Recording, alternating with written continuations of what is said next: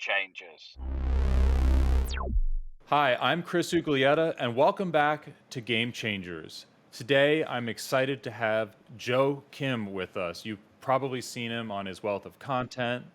And Joe, please say hello. Hey, everybody. Glad to be here. Thanks for inviting me, Chris. Yeah, thanks for being here. As you know, Game Changers is part of Data AI, and Data AI is the first company to combine consumer and market data with the power of artificial intelligence to fuel insights. So we are providing a service that illuminates the digital landscape and allows people like Joe and anyone in the app or mobile game space to have an insight into what they're doing in the space and opportunities and what their competitors are doing. Many use cases. Please check out our website. But today we're here to talk about Joe and his contributions to this space. And first off, he's actually contributed a lot to Data AI. I want to thank you again. You were instrumental in redesigning our taxonomy as it applies to games, and then also Game IQ. It was a little bit before my time, but what a terrific product. Thanks. Yeah, I mean, I'm grateful to be able to contribute the little bit that I did, but yeah, it was fun. That was like the perfect transition because I've met a lot of people in mobile and gaming, and Joe is by far the most humble, especially considering his accomplishments and what he continues to do in the space. So we're going to talk today about Joe's story in terms of starting in mobile and then bringing him to where he is now, where he's founder of LILA Games and also Gamechangers. Real quick on Gamechangers, give us a plug for that, Joe. I want to make sure everyone understands just how much you do for the gaming space. Okay. Well, Gamemakers initially started off as a blog. So I had started a company, a mobile gaming company back in like 2010, 2011, during that time frame. And so the original genesis behind the Game Makers kind of blog, YouTube channel, things like that, was that I had made a number of mistakes with the first company that I started, and the learnings and some of the mistakes that I made, I wanted to document. And so it started off as a blog called Quarter View, and then eventually I changed the name to be a little bit more specific by using the Game Makers brand. But yeah, that's kind of the origin behind it. And today I basically try to, when I can, have interesting conversations with different people in the industry about various game development topics. And so there's a newsletter and a YouTube channel and a podcast associated with that. Terrific. One note, I think your audio is a little blown out. Might want to turn it Oh, back okay. down. Sorry about that. Just wanted to make sure we have great quality for our viewers and listeners. Yeah, so let's jump into kind of the whole story that brings us to LILA Games. And I think it's really going to be fun to talk about LILA and your approach and what you've learned. So I understand, I believe you went to Berkeley and have an engineering degree and then transitioned to business. But what brought you into gaming? And I'm asking you this because I think now there are some established pathways, and maybe you could comment on that. But back in the early 2010s, I don't think there were. I mean, the iPhone was just coming out and so forth. So what brought you there, and what would you recommend for folks now wanting to break into this space? Yeah, well, I think I first transitioned into gaming. At that time I was working at a firm that was doing like boutique management consulting as well as early stage investing, but I had gone to a talk by a founder of basically a Facebook and MySpace app, who had talked about how easy it was to develop a game on social canvas. And so how I got into gaming is, even though I was working in a different capacity at that time, I went to that talk and I thought, wow, that's interesting. Maybe I could do that. And so I built a game for, at that time, initially MySpace and then Facebook, called League of Heroes, which was a social game. And then, I basically just outsourced all the development, but it was essentially just a one-man show. And those were during the early days where, you launched anything and everything just kind of blew up. So that's kind of what first got me into gaming, is just realizing that I could make a product that a lot of people really enjoyed and spent a lot of money in, and from there, after after after consulting, I did try and basically start a mobile gaming studio, and so raised some money for that, and took a shot. Basically, right time, right place, but wrong person. It was around 2011 time frame where I think that was the right time to be building a mobile gaming studio, but I didn't have the experience or the knowledge for how to make a company successful. So I, basically did not do well then. And then to the point I was making earlier, from that experience, I then started trying to document some of the lessons that I learned from that experience. Thank you. And so, were you, a gamer before entering into the Yeah, yeah, yeah. space? So I, have been a huge fan of, especially like RTS, MOBA games. So, probably my favorite game of all time is probably Warcraft 3. But then I played the hell out of League of Legends when that came out. And, now I'm working on shooters. But yeah, have been a gamer for a long time.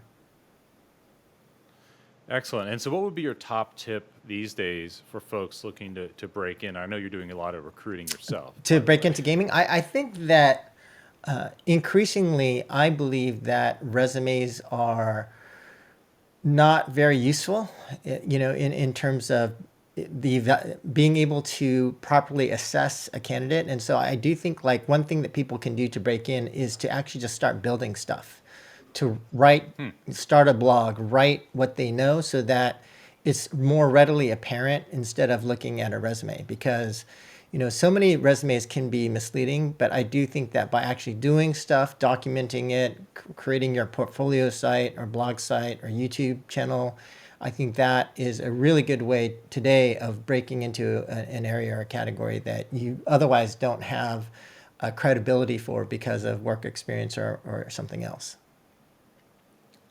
Got it. So, essentially rolling up your sleeves and putting yourself out there, putting your thoughts Yeah. out there and publishing it. Excellent. And to me, I've never really had the courage so far to found a company, and so you've done that in a big way several times. And what is when you do that? I know your first company was mostly outsourced, and now you have a lot of employees. You have a beautiful office you've opened recently in India. Um, what is the moment where you say, "Great, I have the founding team. I have the idea." How do you know when it's time to go? Because when you're going, you might be putting your own money, hard-earned money on the line, or raising money, and then impacting the lives of potentially many others that you hire, and you become accountable to their job security and so forth. So how do you kind of know when is it time? How do you Yeah, think I mean, about I that? think it's different for every person, right? And I think different people have different objectives. So it probably starts there with a potential founder. What is your objective? Is it to make money? Is it, because there's a product idea that you just have to manifest into the world somehow, or like, so I think it just does depend on the specific person and what they're trying to do. But I would say that in my opinion, I do think, I mean, there are a lot of counterexamples no matter what kind of advice that you give, but I do think in my opinion, it's better to have a little bit more experience before starting a company. And I know there are a bunch of counterexamples of people who just started straight out of high school or, dropping out of college. But at the same time, I think those people, in that case, you'd want to surround yourself with other co-founders or advisors that can help steer you in the right direction. So I think for me, it's more Sure. about like, you know, one, why are you starting the company? Are you doing it for a good reason? And then if you need to accelerate by raising venture capital, right? Like, because for someone like me, I value my time more than the money. So I'd rather raise money rather than slowly build towards something. And then also, do you have the right team for it? And then like, because I do think that starting a company, what a lot of people fail to realize is that is just how difficult it is, and then the number of conversations where if you're not fully aligned with your co-founders, and so who is that co-founder team? How do you complement each other? What does that relationship look like? Because I think that's the other thing before you start a company if you don't have the right set of co-founders, I think it can lead to a lot of problems. So until then, I wouldn't personally start a company. Yeah. Yeah. Well, let's double click on the Yeah. co-founder thing. In grad school, we did the Myers Briggs, and they split up the room and paired us up with our polar opposite, and that was their idea. This is your kind of perfect mate to go found a company. And how do you think about it? And really with your Yeah. current team, why Yeah, did I you? would say that, like, in my opinion, the most important thing in terms of having the right co-founders is one, having alignment around, first of all, is just having alignment around what are the key principles or values that you agree upon. Like, if you believe in a super strong work ethic and your co-founder believes in work-life balance, well, that's probably not going to work out well, right? As you try to create policy for your company. And so one, I would say just getting, alignment around and trying to determine whether you are aligned from a values perspective. And second is, like, how do you resolve issues or problems? So given some major issues or problems are going to come up, then, having a good understanding of, like, how do you resolve those conflicts? And then is however that method does that actually work well, or does that lead to, kind of a bad environment? So I think if you can figure those things out, and then also figure out if you truly are complementary rather than being like two of the same person, then I think Yeah. that's what I would be looking for. And so, as far as being complementary, you're looking for someone more quantitative and Wh- someone else more creatively Well, yeah, I minded. mean, I think it just depends on the needs of the company, right? So, like, the specific set of skills that you need for the company to succeed, and hopefully for the main areas, the co-founders should have good depth in each of those areas, if possible. Thanks. So looking at your material, one phrase that comes up a lot, I think it might be a mantra of yours, is how will you measure your life? I wonder if you could talk about what does that Yeah. really mean, and how do you measure your life? Yes.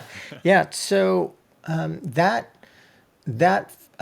that phrase comes from an essay and now a book by Clayton Christensen, who wrote about basically his thoughts about you know essentially the point being, you know his point is that there are too many people who try to achieve a certain kind of success, and then later they realize that going after just material success, for example, doesn't make them happy. And so they may be materially wealthy, but then they may have broken homes or marriages or family life, things like that. And so the question that he asks in this essay is really around, the way that you want to view your life is like if you were to go to the end, and as an old person looking back on your life, if you would, if you would believe that your life has been worthwhile or not.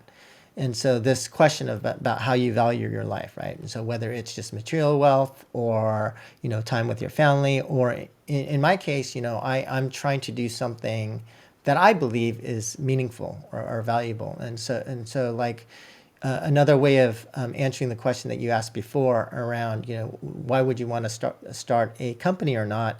So for me, part of that objective is the mission that we have at our company, which is really trying to, create opportunities for people. So we describe our company as an opportunity platform and a learning platform. But the idea being that if we can create a company or an organization that helps identify and train people, and if we can make a great company with very skilled, masterful people, then the product will follow. It'll follow having an organization filled with a very strong team. So that's kind of like the thesis behind that. And how would you say that's going? I would say that it's mixed.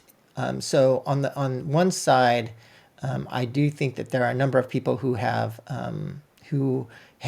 even joined our company for a year and then left. And then I mean, I've got emails and messages from some of those guys, like literally last week, where they have thanked me personally for, like, thank you for teaching me about, X, Y, and Z, because at this other company it helped me get this new job, and now, they're and now they've got multiples Awesome. on their like personal value and compensation. But I would say on the other side, we need to formalize and make it better. Like there's a ways we can go where we can train better, we can identify talent issues better, and we can we could basically make our systems for skills development a lot better than they currently are. I mean, we're getting there and we're doing some things, but we've got a ways to go. Yeah, I mean, it certainly doesn't look like it's not for effort that you're putting in. I was just on your website, and I have never seen a company with a 40-page slide deck about culture Oh, fit. yeah. So, kudos. What does that look like, though? I'm sure you get plenty of applicants that want to work with you.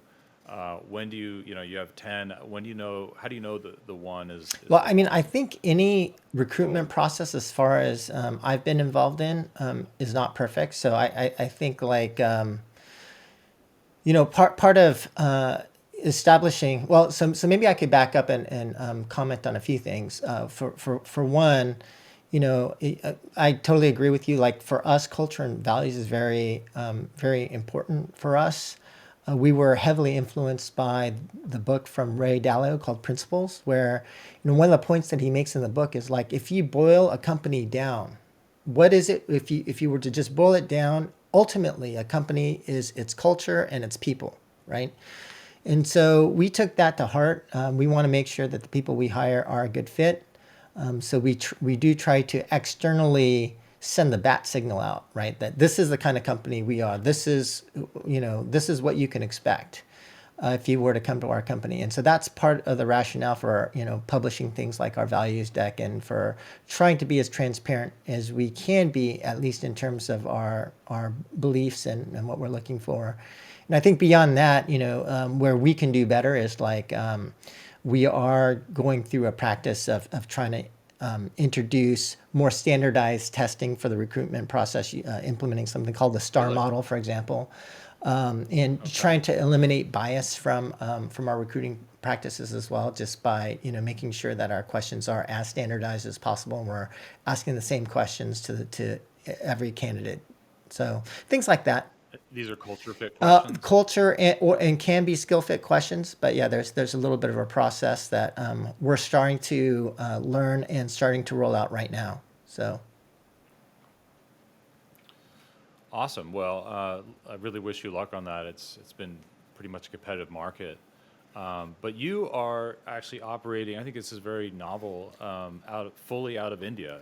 I spoke to you on Wednesday, and you were in New York, and now I believe you're in Bangalore. Is that correct? I am actually back in the San Francisco Bay Area right now, but I will be heading Okay. back to Bangalore shortly. But yeah, I think that the way that I put it is that well, a couple of things. First, we believe that, and there's a number of talks that I've given on this, that in terms of game development, you either have 0 to 1, you're trying to create a new game, which is a very complicated task, and then 1 to N, which is scaling the game. And so I think one of the things that we haven't figured out how to do is that, at least in the new game scenario, being able to build in a remote environment or not in person, given a lot of the interactions, given so many discussions that are like high bandwidth discussions that may require a lot of different disciplines to dynamically have a meeting all of a sudden, things like that. Like, yeah, Synchronous. so I personally don't know how to do new game development for a broadly or highly scoped game can be done. Maybe it's possible. It's just I haven't figured out how to do it. Remote. Yeah, yeah, yeah. Now Yeah. there are Right. some scenarios where I think if you've worked as a team before and then you all split up, I think I've seen some teams where it's not a lot of the communication, a lot of the other issues that generally pop up aren't quite there, or at least we'll see. But for us, we do believe that being in person is the kind of the model that works the best and is the most effective. It's not to say you can't be successful remote, but we certainly found a lot of problems were unearthed when we went from remote to in person. and that you work just a lot faster. And so given that we've got limited time, budget, et cetera, we think that the only way we can make it is by being in person. Yeah, you're not the first person. I think last time I spoke with Travis Okay. Boatman, who's founded a studio. We're on a South by Southwest panel. He was mentioning that they're just able to run circles around these remote studios since they're all in person as Okay. well. How does that impact recruitment since now there's this kind of right to work from home that, is sort Yeah, of I out mean, there? I would say we probably do miss on certain candidates. But that for us, that's okay. I mean, Right. this is the kind of thing, this is our company system and setup and policy, and so we have to find people who are a right fit for that. I'm sure there are, a lot of talented people who aren't going to do that or who don't fit that. That for us, we feel that that's okay. We just need to find the ones that fit us. Got it. Yeah. And I want to drill down one Sure. more layer on the fit. At Data AI, we subscribe to a smart, humble team player approach. What's like the core tenet? Is it pretty similar for y'all? Well, okay, so we have like in terms of our how our company operates, we've got kind of three components to what we kind of call our company operating system. The first part is the values presentation, which you mentioned, which we have on our website. The second is that we have three operating principles, and those principles are number one, character; second, discipline; third is cruelty. And so cruelty, yeah, Cruelty. because All right. Gonna have to talk on that so character. one. And it's not related to being a Yeah. shooter game or anything. So the first character means that we're going to try and do the right thing, regardless of whether it has a negative business impact to us or not. And so we have actually that, there have been a number of cases where we've done the wrong thing for us financially, but we felt was the right thing to do, regardless of the contract that we signed or whatever. We decided to do what we thought was the right thing, even though we didn't have to like make an extra payment or things like that. And we didn't want to just like squeeze people for anyway. So character, right? And then we want to actually Right. demonstrate that we are a company of character through action.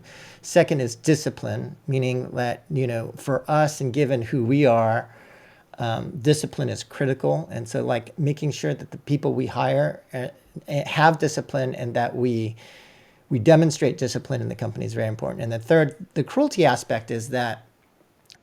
So can we discipline? Let's pause there for a Yep. sec. What does that mean? Is that how do you separate discipline from people working themselves to the ground and sort of the quality of their work might go down or Yeah. their Well, I mean, I think for me, it's a little bit separate, right? Discipline is like being the master of details and of your time and work, right? And so like keeping your schedule, being on meetings on time, not letting action items drop, just being a master of your work and Sure. yourself. That's kind of how Okay. I view discipline. Full Right, right. accountability. And so like as an example, one of the things that I implemented at our company is that, we have a 9:30 a.m.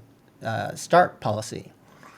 But too many people just kept coming in late, so then I implemented a late fee policy. So for every minute that you're late, you got to pay a fine, right? And so what we want to do with anything, our values, our operating principles, is that we want to make sure that what we say aren't just words, right? Because that's most companies. See those words on Sure. the wall? Sure. I mean, Sure. I mean, they may not as well even be there. And so like, you know, Or they should apply to everyone at yeah, every but one of level the of the things company. that we try to do is then map for every value, how does that get manifested in the company? What have we done? Yeah, that's what I'm Right. curious about. And Yeah. and so and then in terms of cruelty, what that means is that we have to do what we have to do to survive. And so that not only has an impact in terms of like, well, I'd really love to, let's say I'd really love to like create this cool feature versus doing something to be like profitable for a game. Let's say it's so the game is more profitable. The cruelty, character comes before cruelty, but cruelty would say we need to do what we need to do to be successful and survive in this business. The other implication of that too is like cruelty also means like managers need to have conversations with their direct reports about performance and things like that, right? And so, yeah. Yep. And so you're all in the office. You have a terrific work ethic. And let's talk for a second about India. What have you worked in the region before? Kind of what brought you there, and how do you even go about kind of going from San Francisco and kind of doing what you've Yeah. done? Well, I mean, I think when I wanted to start a company, I wanted to start a new kind of organization, right? And then I think the other thing, the way that we thought about it was if we're starting with a blank canvas, how would we make a company? Like, what kind of philosophy, what kind of values, what kind of policies, where, right? And so when you think about trying to build something I call structural advantage, which I mean to mean long-term competitive advantage of, that's kind of inherent within the composition of the business itself. I thought about, okay, well, I don't want to build in the West because it's so expensive. And even right now, we can see the rise of these Chinese studios like MiHoYo, Game Science. You've got all these studios, all the Tencent, Lightspeed, all the Tencent studios, where they've got these huge teams at a dramatically lower cost structure, and it's like, well, how's the West going to compete? Well, so if you think about locations in the world, I mean, there are only a handful of locations, right? I mean, you can think about China, but then you've got geopolitical risk, legal regulatory issues. Eastern Europe, same thing. And so, when you look around the world, you're like, well, maybe Southeast Asia, maybe Kyiv, maybe Ukraine after the war, maybe LATAM, maybe Canada, but there aren't a whole lot of locations. And so I went out for a conference in India. We then, Paul and I, when we were first starting the company, we partnered with a company out there just to see what it would be like to work with that company. And so that actually wound up being how we got introduced to our CTO. And so then we kind of picked India. One, sure, there's a cost structure advantage, but we also felt like there would be a pool of people who really want to work on a big new game and who want to like stay in India rather than like, leave Sure. for Germany or Finland or, Canada or wherever. Awesome. I've never been to India, and I'd love to come over visit your studio. All right. Yeah. And You're welcome to swing by for sure. well, we're going to be doing those seminars for Let's do PMs. it. Maybe we'll host Yeah, one there. That'd be absolutely. very cool. So I'm excited for this final, probably third of the podcast here. You really had me thinking the other day when we chatted about, what is a company? Do you even need employees? And actually, I think it's a great contrast to what you've just said, where companies, kind of begins with the culture. And so maybe rather than me outline it, just recap kind of that initial thought there, and then let's go into some different areas, about what is a Yeah, I company. mean, I think fundamentally, and Ray Dalio talks about it. There is a very old essay written by Ronald Coase called "The Nature of a Firm," and it talks about why do you have a company, right? And it talks about internal versus external transaction costs, things like that. But one of the And company is when you're employing others, right, right? It's that's the yeah, venture. It's but part of the venture that I we're talking do about. think that we're already starting to see this whole notion of what is a company starting to evolve more today. And why is that happening? Well, part of why it's happening is globalization. Part of why it's happening is like, COVID forced a lot of people to start working from home. And so more organizations began to think about them more on a, kind of global or remote basis.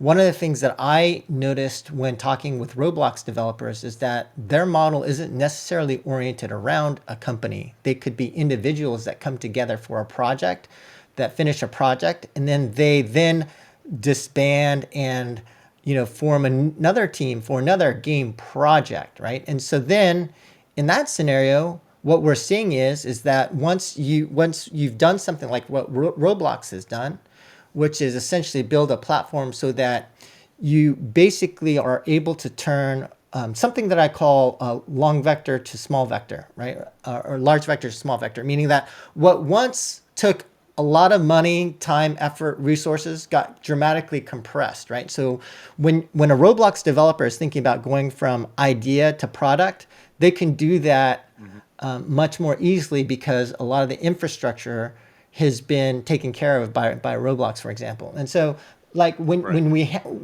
because Roblox is that kind of environment, I think that this whole notion about what is a company, what does it do, what is the objective of that company, comes into question, right? Because we're already seeing that you can have dynamic groups form, and then, we're also seeing the promise of what could potentially happen with crypto and DAOs and things like that. And so Sure. I think that, there's really I mean, I think there should be some reflection about what's happening because I do think that the nature of an organization is changing. Now, the other way that that manifests, not just like and I'm not just talking about what the objective or purpose of a company, but what we can even talk about some things that are happening now in terms of just organizations keeping their people, right? And so the other thing that's happened is that people now are increasingly brands, right? And so people know who Cory Barlog is. People know who specific makers are. And what we've been seeing over the past few years also in gaming is that that's why it's been so easy for teams from Riot or Blizzard to just jump off, get venture funded immediately, and start their own new Sure. companies. And so then that then also speaks to, okay, so from the future of a company, the future of an organization, right? Well, if an organization can't keep its people, and the moment that you've got like one, so a couple of things are happening. One is that the brand of the company or the product is getting captured by the makers, by the people in the company, right? And so the people in the company itself can become their own brand. This is kind of like I think the pioneer here was John Romero. Like he was a brand unto himself, and so it was very easy for him to get funded for new game projects or things like that, right? And so what we're seeing now from an organizational perspective is like now there's the notion of a company and a product, but increasingly there's also now a notion of the person in that company who is very transparent and visible to anyone who wants to look that person up on social media or LinkedIn or whatever, easily reachable. And that also then speaks to a future of an organization where it's also about, how do you keep the key people who are leads on projects from leaving the company as well. So I think there's like just a lot happening right now in terms of of what it means to be a company. And because of that, I think some changes will occur. And I think it's also a good reason to be starting a new company right now is that as these changes occur, if you can move quickly to take advantage of those changes, then I think you'll have a company that has, additional value. Got it. There's a whole lot to unpack there. I think my initial, I'm going to play devil's Sure. advocate here a Okay. little bit, but it does kind of at first glance feel like you're talking about a very privileged group of folks who have already kind of proven themselves. They built their brands through successes. They may already have some logs stacked up and security where they can operate like this. I mean, is that versus folks just getting in the industry or more, the execution level folks who are they just then freelancers with minimal job security over time? And then how do they kind of learn in this environment or even crack into it? Oh, okay. Well, I guess a couple things. So one, I think if you're new to the industry and just want to crack in, then I think the previous advice still holds, right? Like, just Hmm. work on creating a portfolio for yourself. I think one of the advantages of something like a Roblox is that it also lowers the barrier for you to be able to show your creative talent, whatever it may be, so that you can try and create something in Roblox as part of that portfolio to show other people. And then the second part you were saying is like, are these opportunities for everybody, or like you mean starting a company Yeah. or? Well, being in a position to kind of hop around onto, projects like this, like the Roblox developers, that's kind of an Yeah, easy and right, read there. and I think though that it's my understanding is a lot of these people become aware of each other through making something, right? And so I think ultimately, yeah, I mean, if you don't know anything and you don't, there's nothing that you've made, then I would worry just about showing something, gaining that mastery, building something first, and then. But I do think once you do that, like we now live in a world where it becomes very easy to be recognized very quickly. You make something cool, you post about it in Reddit or in the appropriate forum, and a lot of Hmm. people get to know about you really fast. Terrific. And so, are you seeing this approach as an advantage for more creation stage 0 to 1 companies, or in the future, do you see even larger companies like Zanga potentially going this route?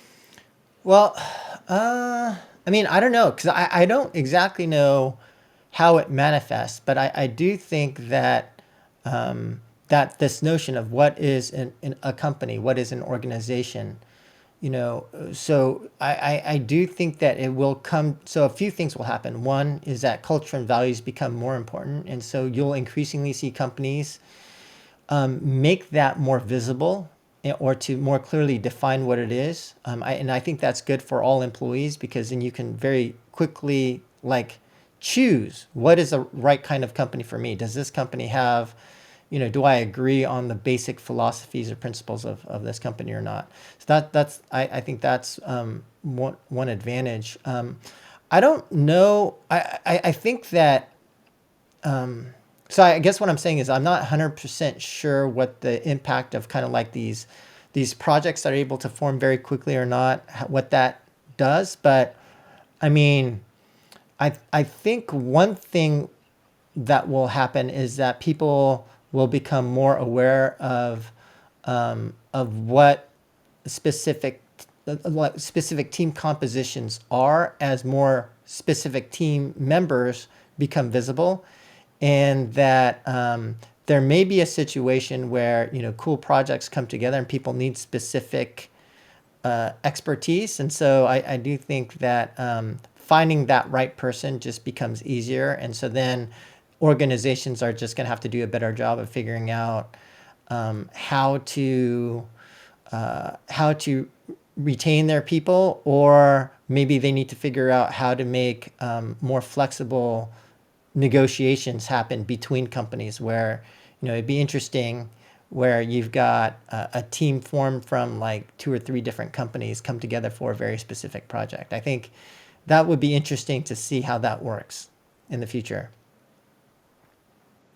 Yeah, well, we're going to kind of keep this a Web3 free space, but certainly that would be Yeah. exciting to see, you know, the crypto folks and game folks come together in some JV Yeah. type formats as that becomes a bit more mainstream, especially on Yeah. mobile. And real quick, well, I guess I have to ask you. I mean, where are you on crypto and crypto to mobile and mainstreaming? And we'll just kind of wrap it up with it. Is it still pretty early Yeah, I for you? mean, I'm a fan and supporter, but a skeptic, right? So like, Hmm. I just like I think crypto is here to stay. I just don't know how big of a market it is, right? Is it going to be like the baseball card market, or is it going to eventually become huge, right? And so right now, I haven't seen enough to where I would think that it becomes huge. But at the same time, I was listening to a podcast with Gabe Layden, who was talking about free to own, and I think if he's able to be successful, sure, it'll become huge. So I hopefully guys like him are successful. Like I want to see it bigger. I just don't quite yet see the applications and the bridge between having like crypto wallet holders being mainstream and being like everybody. I think is still we'll have to see what happens. Yeah, well, maybe we'll touch base on that Sure. next year. Well, I want to thank you for your time here and contributions to data AI and really to the general community. I know that you've told me in the past that you really don't look at a lot of people don't want to share what they're doing, or I mean, you're pretty dark about Lila, but their practices and best practices, and it's kind of keep it quiet and have a competitive advantage. But you are completely transparent, and I thank you for that, and look forward to working with you in the Awesome. future. Well, thanks for having me on, and yeah, I guess I'll catch everybody later. Awesome, and everyone, thank you for listening and watching Game Changers presented by Data AI. Thank you.